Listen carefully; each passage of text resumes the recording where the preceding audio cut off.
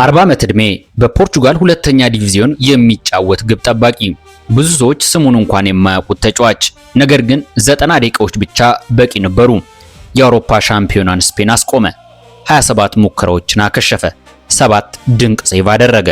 ከ50 ሺህ ኢንስታግራም ተከታዮች ወደ ሚሊዮኖች አደገ። ጨዋታው ሲያልቅ ግን አልዘፈነም፣ አልተደሰተም። በእንባ የተሞሉ አይኖቹ ከፊቱ ላይ ታየ። ዛሬ የምንነግራችሁ ታሪክ ስለ ገንዘብ ወይም ስለ ዝና አይደለም።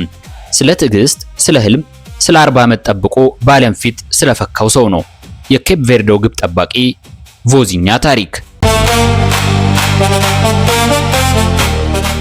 በእግር ኳስ ዓለም ውስጥ ታላላቅ ተጫዋቾች ሲነሱ ሰዎች ወዲያውኑ የሚያስታውሷቸው ስሞች አሉ። ሊዮኔል ሜሲ፣ ክርስቲያኖ ሮናልዶ፣ ኪሊያን ምባፔ። እነዚህ ተጫዋቾች በታላላቅ ስታዲየሞች ተጫውተዋል። በሚሊዮኖች የሚቆጠሩ ደጋፊዎች አሏቸው። በዓለም ሁሉ ይታወቃሉ። ግን ዛሬ የምናወራው ስለ እነሱ አይደለም። ዛሬ የምናወራው ስለ አንድ ሰው ነው።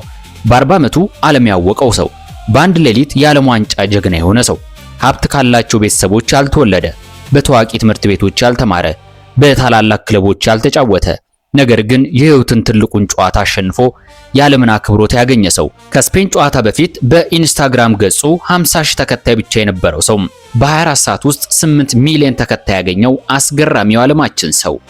ይህ የቮዚኛ ድንቅ ታሪክ ነው።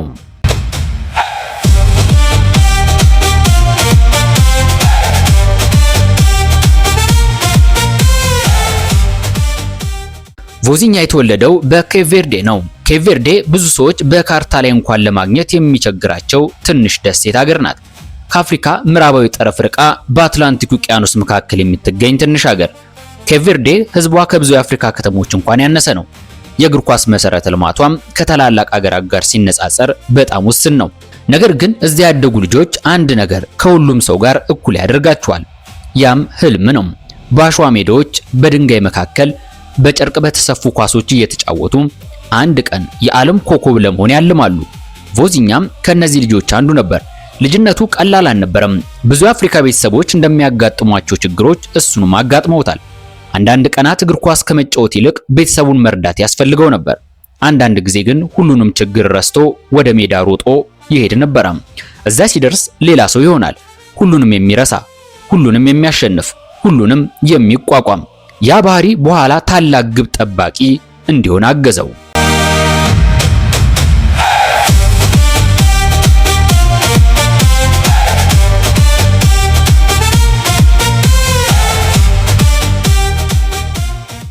አስገራሚው ነገር ይሄ ነው። ብዙ ልጆች አጥቂ መሆን ይፈልጋሉ፣ ጎል ማስቆጠር ይፈልጋሉ፣ የደጋፊዎችን ጭብጨባ ማግኘት ይፈልጋሉ። ቮዚኛ ግን ሌላ መንገድ መረጠ። ግብ ጠባቂ ሆነ።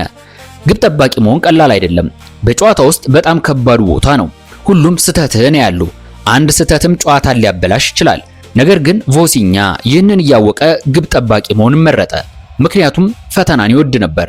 ያ ማንም ያልጠበቀው ጨቅላ አድጎ ከብዙ ዓመታት በኋላም በዓለም ዋንጫ ላይ ስፔንን እንደሚያስቆም ማንም አልገመተም። ይህ ልጅ አድጎ 40 ዓመት ዕድሜ ደርሶ ጎልማሳ ሆነ። ነገር ግን ህልሙን ሀ ብሎ ጀመረ።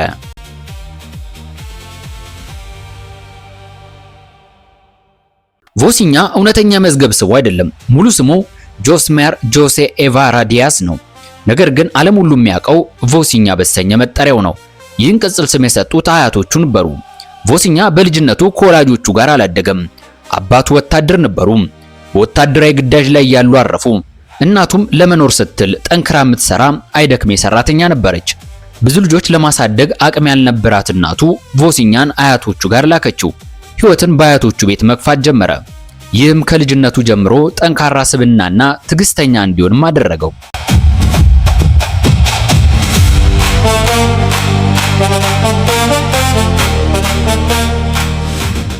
ኬፕ ቬርዴ በአፍሪካ ምዕራብ የምትገኝ ትንሽ ደሴት ሀገር ናት። ብዙ የእግር ኳስ ተጫዋቾች ከዚያ ማግኘትም ብዛም ነው። ነገር ግን ቮዚኛ ከልጅነቱ ጀምሮ አንድ ህልም ነበረው። አንድ ቀን ሀገሬን በዓለም ዋንጫ ወክዬ እጫወታለሁ የሚል ትልቅ ህልም። እግር ኳስ ለቮዚኛ ቀላል መንገድ አልነበረም። በአውሮፓ ታላላቅ ክለቦች አልተጫወተም። ሪያል ማድሪድ፣ ባርሴሎና፣ ማንቸስተር ሲቲ፣ ማንቸስተር ዩናይትድ ወይም ፒኤስጂ እነዚህም በመሳሰሉ ክለቦች አልተጫወተም። በፖርቹጋል ትንንሽ ክለቦች ውስጥ ዘመኑን አሳለፈ። ብዙ ጊዜ ሰዎች እንደ ተራ ግብ ጠባቂ ብቻ ይመለከቱት ነበር። ነገር ግን እሱ ህልሙን ለማሳካት ከመልፋት አላቆመም።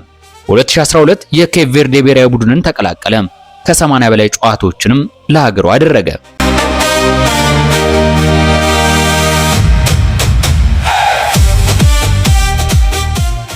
በየዓመቱ ሰዎች እድሜ እየገፋ እኮ ነው ኳስ አቁም ይሉት ነበረ።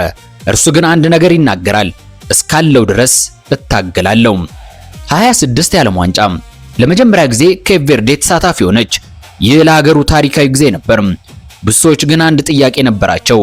ከስፔን ጋር ሲጫወቱ ምን ያደርጋሉ? ስፔን የአውሮፓ ሻምፒዮን ነበረች።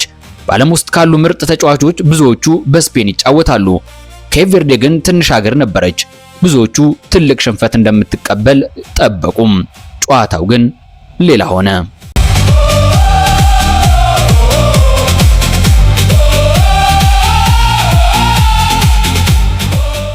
በእግር ኳስ ዓለም ውስጥ ብዙ ሰዎች የሚያዩት መጨረሻውን ነው። ዋንጫ ሲያነሱ፣ በስታዲየም ውስጥ ሾዎች ሲያጨበጭቡላቸው፣ በቴሌቪዥን ሲታዩ፣ በማህበራዊ ሚዲያ ሲነገርላቸው። ነገር ግን ማንም የማያየው አንድ የህይወት አካል አለ፣ የብቸኝነት ዓመታት። ይህንን ማንም አያይልህም። በቮሲኒያም የሆነው ይህ ነው። የመከራ ዓመታት፣ የማንም ትኩረት የሌለባቸው ዓመታት። ቮሲኛ እነዚህን አስቸጋሪ ዓመታት በሙሉ አሳልፏል። ብዙ የአፍሪካ ተጫዋቾች ህልማቸው ወደ አውሮፓ መሄድ ነው። ምክንያቱም ታላላቅ ሊጎች እዚያ ናቸው። ትልቅ ገንዘብ ያለውም እዚያ ነው። ዝናም እዚያ ይገኛል። ቮሲኛም ይህንን መንገድ ተከተለ። ነገር ግን የጠበቀው እንደ ፊልም ያለ ህይወት አልነበረም። ሰዎች አውሮፓ ማለት ወዲያውኑ ተጉዘው ሀብት የሚያገኙ ይመስላቸዋል። ነገር ግን ለብዙ ተጫዋቾች እውነታው ከዚህ የተለየ ነው። አነስተኛ ክለቦች፣ አነስተኛ ደሞዝ፣ ረጅም ጉዞዎች፣ ብዙ መከራ፣ ብዙ ፉክክር።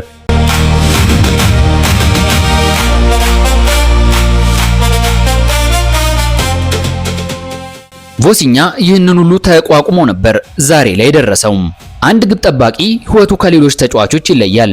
አጥቂ ጎል ከሳተ እንደገና እድል ያገኛል። አማካይ ኳስ ከተሳሳተ ሌላ ኳስ ይመጣል። ግብ ጠባቂ ግን አንድ ስህተት ብቻ በቂ ነው። ሁሉም ሊወቅሱት ይችላሉ። ሁሉም ጣታቸውን ሊቀስሩበት ይችላሉ። ቮሲኛ ይህንን ጫና በየሳምንቱ ይሸከም ነበር። በዝናብ፣ በፀሐይ፣ በብርድ፣ በማይታወቁ ስታዲየሞች፣ ከጥቂት ተመልካቾች ፊት ሰዎች ስሙን ሳያውቁት ተጫወተ። ነገር ግን ስልጠናውን አላቆመም። አንድ ቀን በህይወቱ ውስጥ አንድ ጥያቄ ብዙ ጊዜ ተደጋግሞ ይመጣ ነበር። ይህን ሁሉ ለምንድን ነው ማረገው? ምናልባት ብዙ ሰዎች ይህ ጥያቄ ወደ አእምሯቸው ሲመጣ በዚያ ደረጃ ላይ ሆነው ሁሉን ነገር ርግፍ አድርገው ይተውት ነበር። ምናልባትም ሌላ ስራ ይፈልጉ ነበር። አረንዶ ምናልባትም ህልማቸውን ይረሱ ነበር። ነገር ግን ቮሲኛ አላቆመም። ምክንያቱም አንድ ነገር ያምን ነበር። ስኬት ሁልጊዜ ፈጣን አይደለም። አንዳንድ ጊዜ 10 ዓመት ይፈጃል። አንዳንዴ 20 ዓመት፣ ከፍ ካለም 30 ዓመት፣ እንደውም 40፣ 50። ግን የሚታገል ሰው እድሉን ሊያገኝ ይችላል። ዓመታት እየሄዱ ነው። 25 ዓመት ሆነው፣ 28 ዓመት፣ 30፣ 35 ዓመት ሆነው። ብዙ ተጫዋቾች በዚህ ዕድሜ ጫማቸውን ይሰቅላሉ። ቮሲኛ ግን አሁንም እየተጫወተ ነው። አሁንም እየሰለጠነ ነበር። አሁንም ህልሙን አልተወም። የሚገርመው ደግሞ ይህ የሰዎች ጥያቄ ነው። በዚህ ዕድሜ ብዙ ሰዎች ጊዜው አልፏል ይሉ ነበረ። አሁን ወጣቶች ጊዜያቸው ነው። አንተ አርጅተሃል፣ አሁን ማረፍ አለብህ። ነገር ግን ቮሲኛ አንድ መልስ ነበረው። በቃላት ሳይሆን በስራ፣ በየቀኑ ወደ ስልጠና በመሄድ፣ በየጨዋታው በመታገል፣ በየቀኑ ራሱን በማሻሻል። ከዚያማ የህይወቱ ትልቁ ዕድል ቀስ በቀስ እየቀረበ መጣ።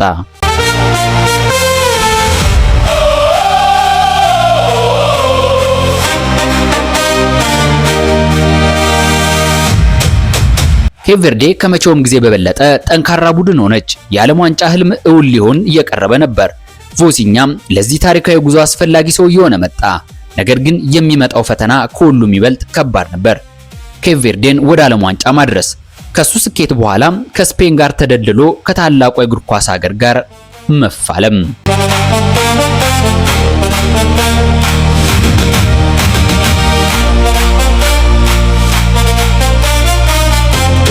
ጨዋታው ተጀመረ። ስፔን ኳሱን በብዛት ተቆጣጠረች፣ ከማጥቃት ወደ ማጥቃት፣ ከሙከራ ወደ ሙከራ። ነገር ግን በጎሉ ፊት አንድ ግድግዳ ቆሞ ነበር፣ ቮሲኛ። በ39ኛው ደቂቃ ፈራን ቶሬስ ከጎል ፊት ተገኘ። ሁሉም ጎል ያስቆጥራል ብለው አሰቡ። ነገር ግን ቮሲኛ አዳነው። ከዚያም የተመለሰውን ኳስ በድንቅ መንገድ አወጣ። በስታዲየሙ ያለ ደጋፊ ተደነቀ። ከዚህ በኋላማ ኦያርዛባል፣ ላፖርት፣ ሌሎችም ተጫዋቾች ሞከሩ። ነገር ግን ቮሲኛ ጎል እንዲሆን አልፈቀደም። 7 ጎል የሚሆኑ ኳሶችን አዳነ። ምንም ጎል ሳይቆጠርበት በመጨረሻ 0-0 በሆነ ውጤት ተጠናቀቀ። ኬፕ ቨርዴ በታሪኳ የመጀመሪያውን የዓለም ዋንጫ ነጥብ አገኘች። ቮሲኛም ዓለም ላይ በአንድ ቀን ዝነኛ ሆነ። ዓለምም አደነቀው። ትዕግስት ጊዜ ቆጥሮ ይከፍልሃል።